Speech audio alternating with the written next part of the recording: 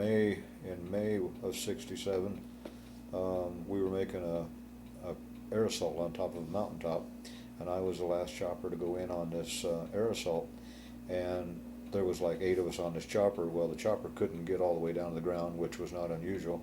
We got down close to the ground, everybody jumps off, and the chopper goes to take off, and the rudders got tangled up in a bunch of vegetation, and the chopper came back down on top of, there was 200-300 guys on this mountaintop, and the chopper came back down, the blades busted up, and there were 28 guys chopped to pieces, just like throwing people in a blender.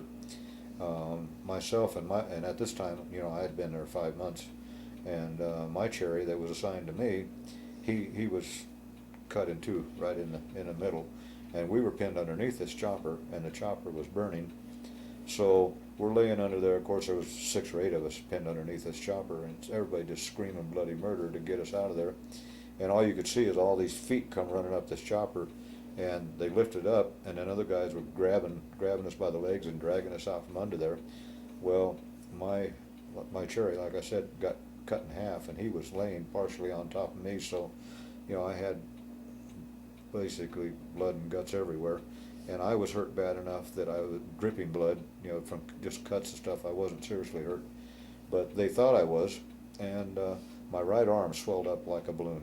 I'd hurt my arm, so they took my arm and put it up my chest, took my belt off, and strapped my arm to my chest. Well, here comes the medevac chopper to get us all out of there.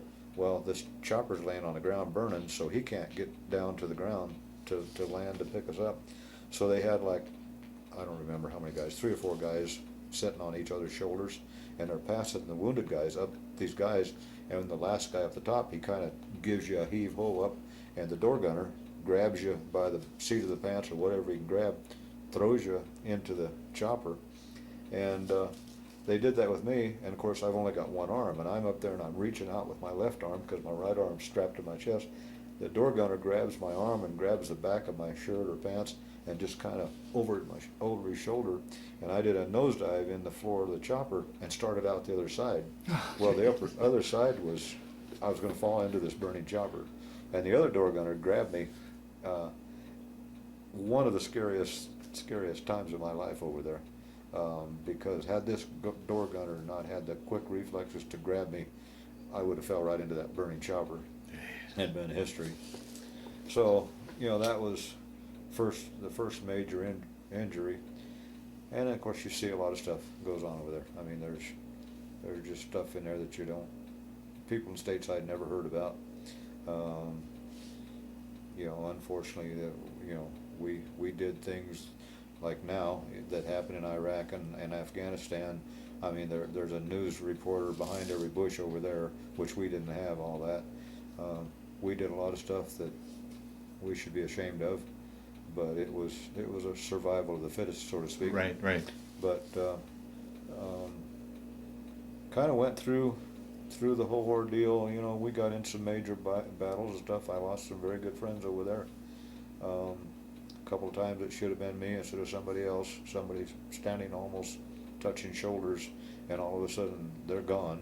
And then on December 7th, Pearl Harbor Day, we got into a major firefight with what they said was a reinforced NVA battalion, and we totally surrounded them on all 4 sides and just kept little by little closing in.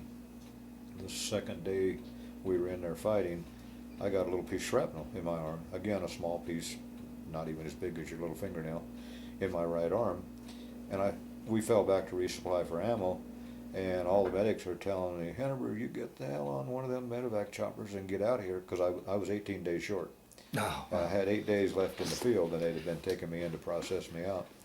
And I'm looking, there's guys that are all shot up and just tore up from all kinds of different things that they were putting on medevac choppers and getting them out of there. I told my platoon leader, I says, when next time we fall back to resupply for ammo, I'll get on a chopper and get out of here. I grabbed my rifle and went back up with the guys, and 45 minutes later I got shot. Well, then after that, I was done. And I can't even in today I can't even fantasize the pain from a gun. I got shot with an AK-47, and I can't even fantasize the pain from that, it was that severe. There were 5 of us using an APC kind of for cover, and we went through a hedgerow, and unfortunately we missed a spider hole, and there was a gook down in one of the spider holes, and after we went through, he popped up behind us, and there were 5 of us behind this APC, and with an AK-47, and as everybody knows, when you fire full automatic, you know, your shot pattern climbs, and the guy on my right got it in the lower leg, I got hit in the thigh, and the other 3 guys got it in their upper torsos, and they all 3 didn't make it. We laid there crying for medics. Medics were trying to get to us, and we lost 2 medics trying to get to us to help us. It was a mess. Oh, geez. And then I got him medevaced out of there and was in the hospital in Vietnam for, as near as I can remember, about 5 days. And I went to Japan. They actually sewed me up in Japan, and I arrived in Fitzsimmons Hospital on Christmas Eve.